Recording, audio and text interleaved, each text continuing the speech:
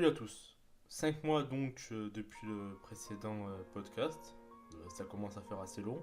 Mais bon, faut pas compter sur la régularité sur cette chaîne.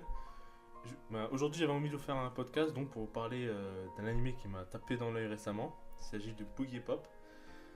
Donc je vais juste vous présenter ce que c'est Boogie Pop avant. Donc c'est un light novel qui est sorti en 98. Il était scénarisé par Kuhei Kadono et il était illustré par Kuji Ogata.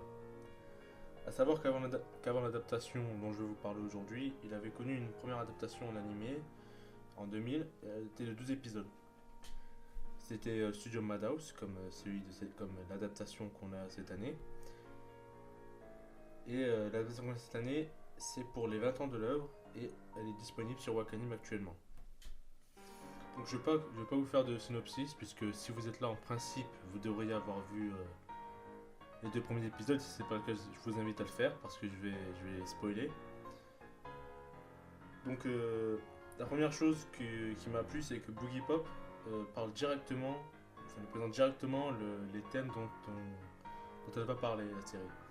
C'est-à-dire de l'humain. Et dès la première scène, on voit avec simplement Boogie Pop qui apparaît, qui reproche aux gens autour d'elle de ne pas venir en aide à un homme en pleurs alors qu'ils sont censés être civilisés. Et c'est bien que la série nous présente directement et simplement son concept dès le début. Parce que malheureusement, dans ces deux premiers épisodes, si on ne connaît pas la série de base ou le light novel, on peut facilement être perdu puisque on a introduit beaucoup de personnages, mine de rien. C'est pas facile à suivre et le chara design des personnages, ils se ressemblent un peu et on a vite fait de les confondre et dès que la série devient non, on ne sait pas forcément de qui on parle. Même si je trouve qu'à l'issue de l'épisode 2, ça devient beaucoup plus clair. Donc Boogie Pop parle de l'humain. C'est une chose assez intéressante que la série nous fait. Simplement parce que Boogie Pop, qui donc sort de l'ordinaire, sort du commun des mortels, de la masse, et donc n'est pas entre guillemets humaine, mais pourtant, dans son attitude, dans sa manière d'être, elle se révèle beaucoup plus humaine que tous les gens autour d'elle. Ça, c'est assez intéressant. En parallèle, on l'a aussi avec Nagi. Donc, c'est pour ceux qui ne savent pas c'est qui, c'est simplement la brutale, celle qu'on voit avec un paquet de clopes au lycée. Elle aussi, on va dire un petit peu racaille. Dans le Japon, elle sort de la société. Et dans la série, on lui représente comme une sauveuse, donc elle aussi, qui de base sort de la map. Et bien dans la série, c'est avec Boogie Pop, celle qui a l'attitude la plus humaine. Et d'ailleurs, on voit un peu dans l'opening que les deux personnages vont s'opposer. Et ça va être assez intéressant, hein, puisque pour l'instant, c'est vraiment les deux personnages qui sortent du lot. Ensuite, je voulais rapidement parler du visage aussi que montre la série de l'humanité, enfin, en tout cas sur ces deux premiers épisodes. Puisque on voit qu'il y a un personnage aux cheveux blancs, donc comme on dit un alien, c'est un alien de principe qui serait là apparemment pour juger les humains. Et elle est sauvée par une fille, par une humaine, et une humaine encore une fois qui se démarre les autres par le fait qu'elle soit dans son attitude, dans sa manière d'être beaucoup plus humaine que le reste. Mais la série veut nous montrer un visage sombre. La série veut nous montrer un visage sombre et elle nous le montre simplement que dès qu'on découvre ce personnage, juste après, elle se fait sauvagement tuer. Il y a un certain côté sombre dans la série qui me plaît beaucoup. Et à voir dans les prochains épisodes comment ça peut partir, mais elle semble disposée, la série semble vouloir nous montrer donc un visage sombre de l'homme. Et ce visage sombre, il est aussi accentué par la mise en scène. Et là, donc, je vais en venir au point qui visiblement n'a pas plu à tout le monde, c'est l'animation ou les dessins de Boogie Pop.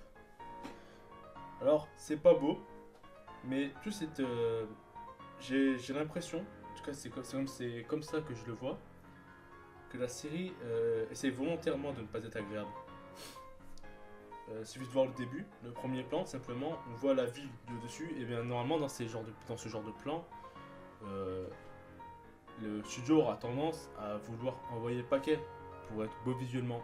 Sauf que là, les couleurs, elles sont pas spécialement chatoyantes, des couleurs assez sombres, pas agréable à voir. Et juste après, on a un plan avec le héros et des personnages donc, qui n'ont pas de visage.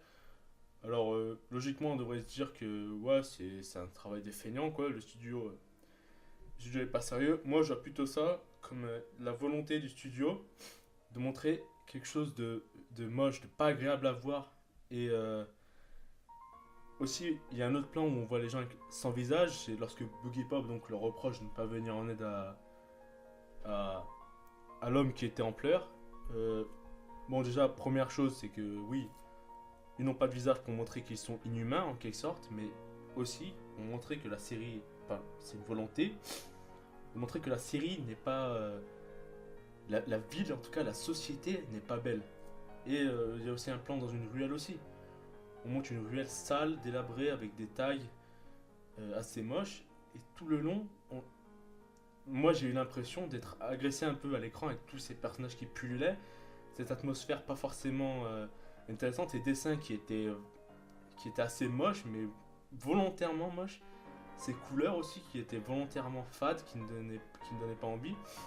Et je trouve que faire ça avec une série en 2019, c'est assez osé de la part de Madhouse. En tout cas, moi, je suis ravi qu'ils aient pris ce risque.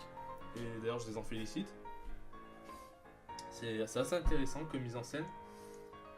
Et enfin, le dernier point dont je voulais parler, c'est tout simplement par rapport au prochain épisode. Il y a un truc que j'ai remarqué avec Boogie Pop là, c'est que les personnages, donc qui sortent du lot par leur puissance, et là je pense notamment à tout simplement l'homme aux cheveux blancs ou